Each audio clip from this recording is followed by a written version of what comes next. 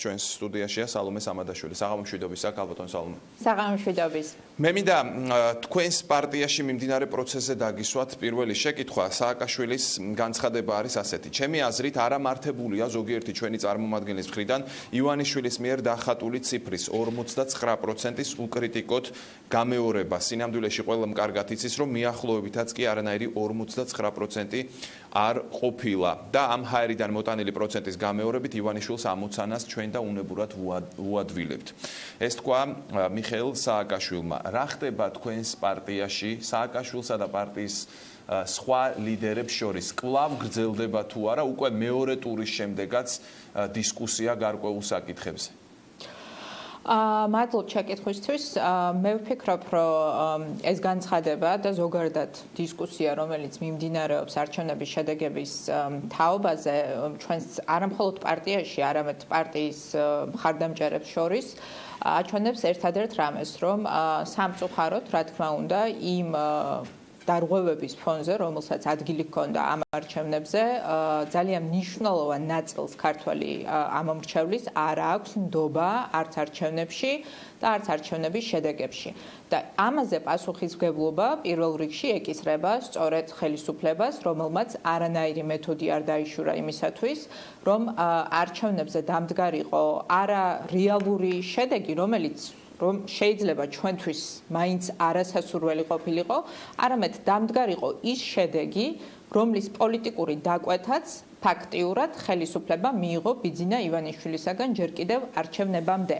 ანუ აქ საუბარი იმაზეა, რომ არჩევნების პროცესის მიმართ ნდობა არ არსებობს, მოსახლეობის მნიშვნელოვან ნაწილში ჯერ ერთი ნახევარმა ამომრჩეველმა საერთოდ გადაწყვიტა, რომ არ მიიღო არჩევნებში მონაწილეობა, ეს ძალიან მაღალი მაჩვენებელია და ეს აჩვენებს ნიჰილიზმს და უნდობლობას პოლიტიკური სისტემის მიმართ, რომელიც არსებობს ჩვენს მოსახლეობაში და იქიდან ვინც მივიდა არჩევნებზე, როგორც ჩანს, ძალიან ბევრ ადამიანს არ აქვს ნდობა ამ სისტემის მიმართ. ეს არის რეალური პრობლემა. ზოგიერთი ჩვენი წარმომადგენლის მხრიდან ივანიშვილის მიერ დახატული ციფრის 59%-ის უკრიტიკოდ გამეორება, რასაც ამბობს სააკაშვილი და არ ვიცი, არ შემიძლია კონკრეტულად დავაკონკრეტო ვის გულისხმობს თქვენი პარტიის წარმომადგენლებიდან, მაგრამ ფაქტია, რომ ეს წინადადება კრიტიკას შეიცავს. ანუ თქვენ ამ ნაწილში სააკაშვილს ეთანხმებით რამდენადაც. პრობლემა ვახო პირველ რიგში არის ის, რომ არჩევნების სისტემის მიმართ ნდობა კი არ გამტკიცდა ამ ქვეყანაში, არამედ პირიქით.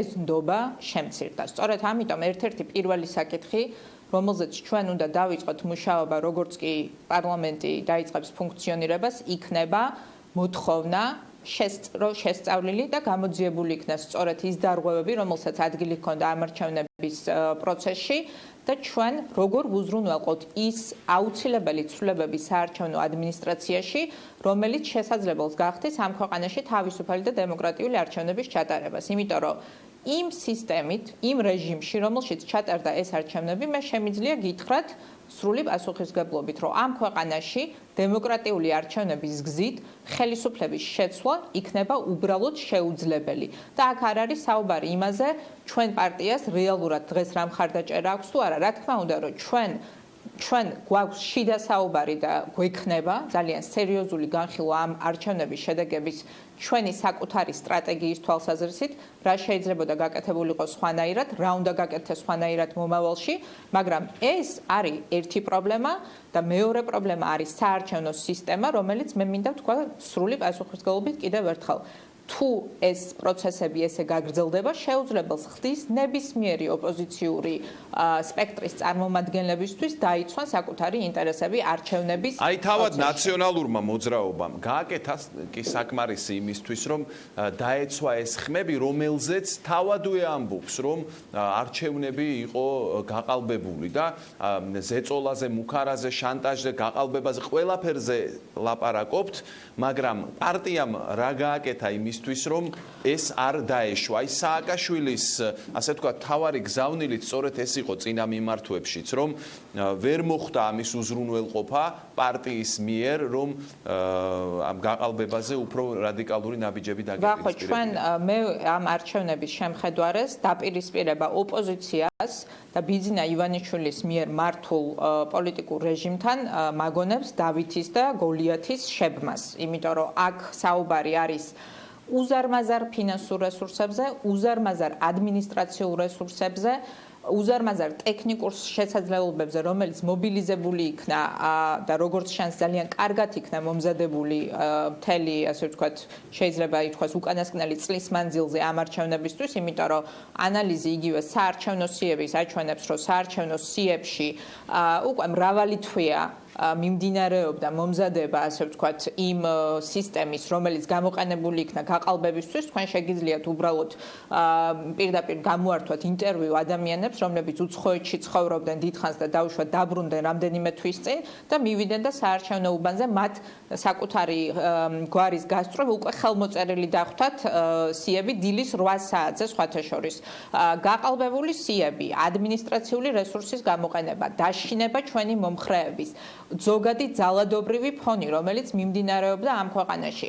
ეს იყო სრული გაშლილი, სრული ფრონტით შეტევა, ძირითადი ოპოზიციური ძალის წინააღმდეგ. ბატონმა სესიაშვილმა თქვენს ეთერში მე მგონი თვით აღიარებითი ჩვენება ძალიან აშკარად მისცა.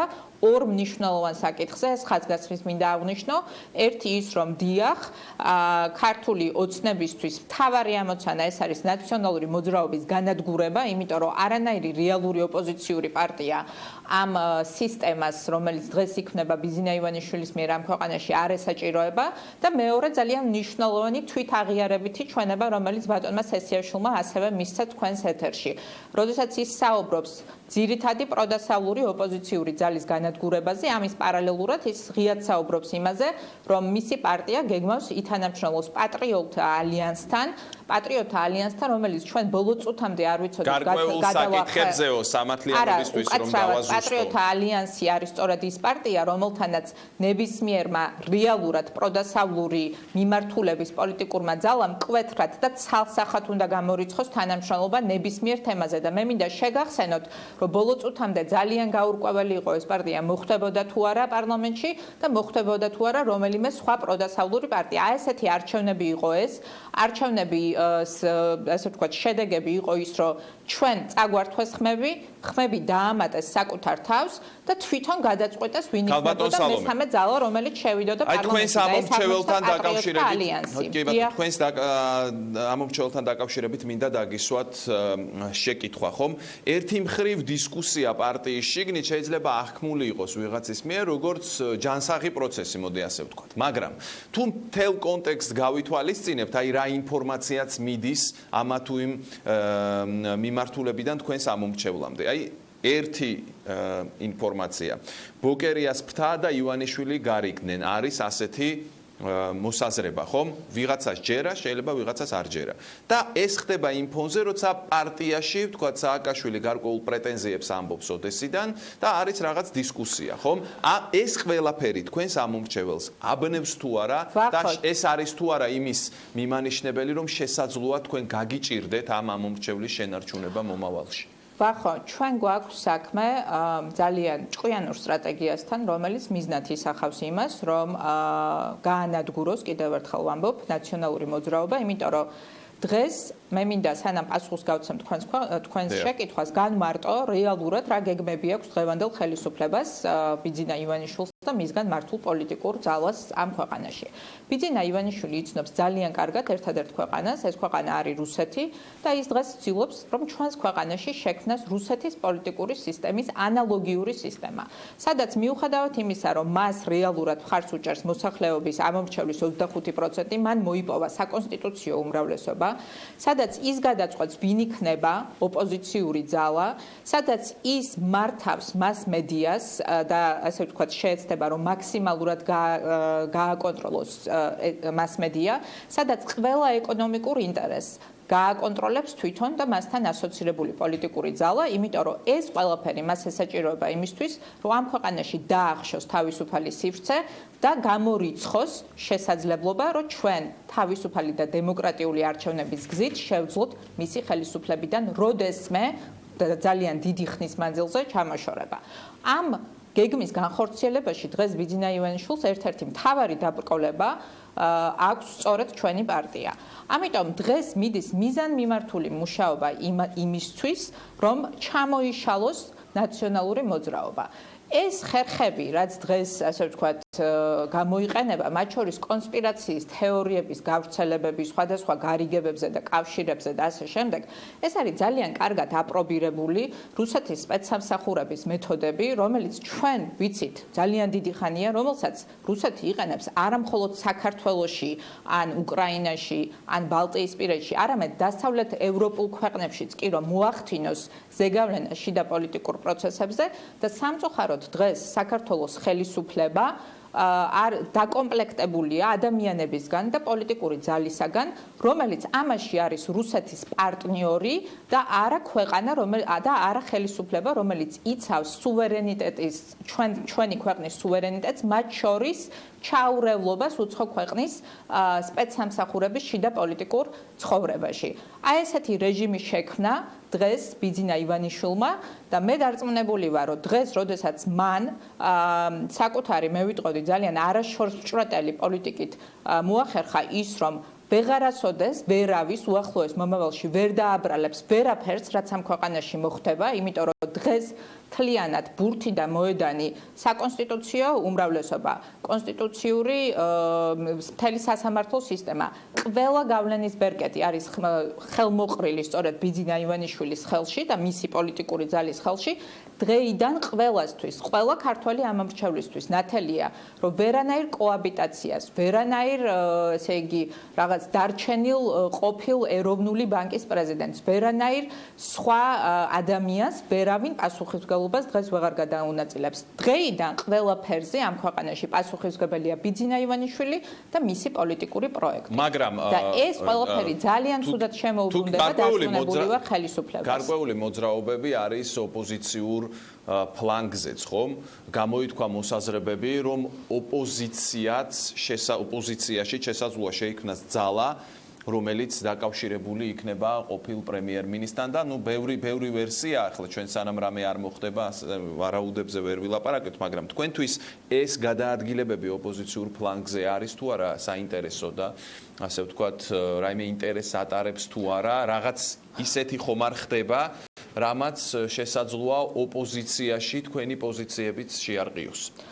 ოპოზიციურ ფლანგზე რაც ხდება, მე მგონია, რომ ეს არის შედეგი იმ სამწუხარო გადაწყვეტილებების, რომლებიც თავის დროზე სხვადასხვა პოლიტიკურმა ლიდერებმა, რომლებსაც პრეტენზია ჰქონდათ, რომ ისინი იცავდნენ ამ ქვეყნის პროდასავლურ მომავალს და იცავდნენ ამ ქვეყნის მომავალს ევროპაში და ნატოში, გადაწყვიტეს, რომ გარიგებაში შესულიყვნენ ბიძინა ივანიშვილთან და უშუალოდ მნიშვნელოვანი როლი ითამაშეს იმაში, რომ ისინი უშუალოდ აწმუნებდნენ და ლობირებდნენ ბიძინა ივანიშვილს დასავლეთში იმისთვის, რომ მოეპოვებინათ მისთვის შესაბამისი მხარდაჭერა, ასე ვთქვათ, იქ, სადაც ბევრი შეკითხვები არსებობდა იმასთან დაკავშირებით, თუ რეალურად რა ამოძრავებდა ამ ადამიანს.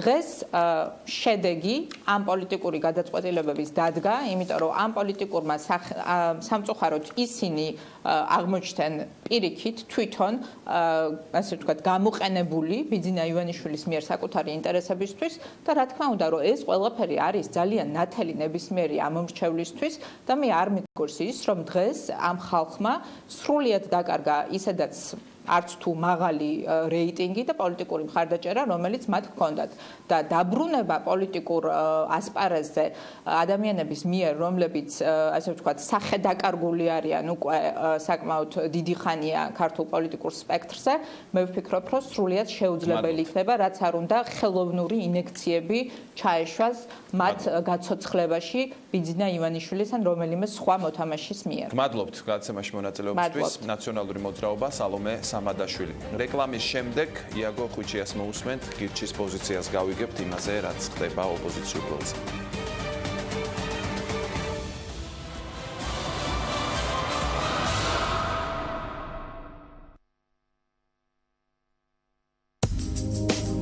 საღამოს ეთერის სპონსორია შეპესეს სტარ გრუპ ფოსტა.